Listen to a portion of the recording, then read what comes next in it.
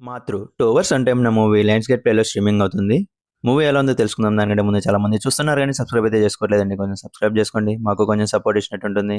Movie నాకైతే అస్సలు నచ్చలేదు. కొంచెం కూడా ఇంట్రెస్టింగ్‌గా లేదు. మూవీ చూస్తున్నంత సేపు మాకేంట్రా ఈ టార్చర్ అనిపిస్తుంది.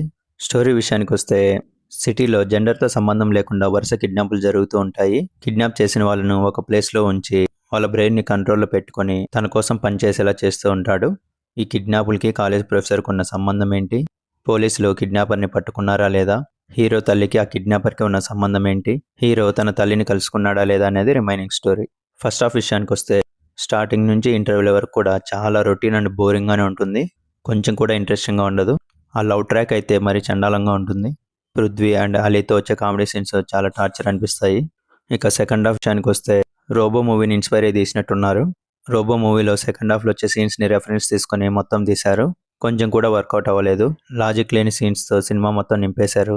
ప్రీ క్లైమాక్స్‌లో వచ్చే ఫ్లాష్ బ్యాక్ ఎపిసోడ్ కొంచెం పర్లేదనిపిస్తుంది. ఫ్లాష్ బ్యాక్‌లో అమ్మ గురించి వచ్చే ఒక సాంగ్ చాలా బాగుంది. సినిమాటోగ్రఫీ, మ్యూజిక్, బ్యాక్‌గ్రౌండ్ మ్యూజిక్ ఏది వర్కౌట్ అవ్వలేదు. మూవీ మొత్తంలో ఫ్లాష్ బ్యాక్‌లో వచ్చే ఒక 10 మినిట్స్ తప్ప ఏది బాగోలేదు. యాక్షన్ సీన్స్ ఎవరు కంపోజ్ చేశారేమో గానీ చూస్తుంటేనే చిరాకొచ్చింది. పర్ఫార్మెన్సెస్ విషయానికొస్తే మెయిన్ లీడ్‌గా చేసిన హీరో, హీరోయిన్ అస్సలు సెట్ అవ్వలేదు.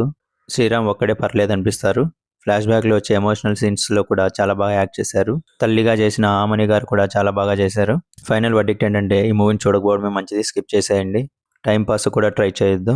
ఫ్యామిలీతో కలిసి చూడొచ్చు. ఇంటర్వెల్ ముందు వచ్చే ఒక సాంగ్‌లో ఫుల్ రొమాన్స్ ఉంటుంది. అది తప్ప మిగతాదంతా చూడొచ్చు. దీనికి నేను ఇచ్చే రేటింగ్ 1.5/5. మీకు గన నా రివ్యూ నచ్చినట్లయితే లైక్ చేయండి, షేర్ చేయండి, అలాగే సబ్స్క్రైబ్ చేసుకోండి. మీరు గన మూవీ చూసుకుంటే మీ ఒపీనియన్ కామెంట్‌లో తెలపండి. Thank you.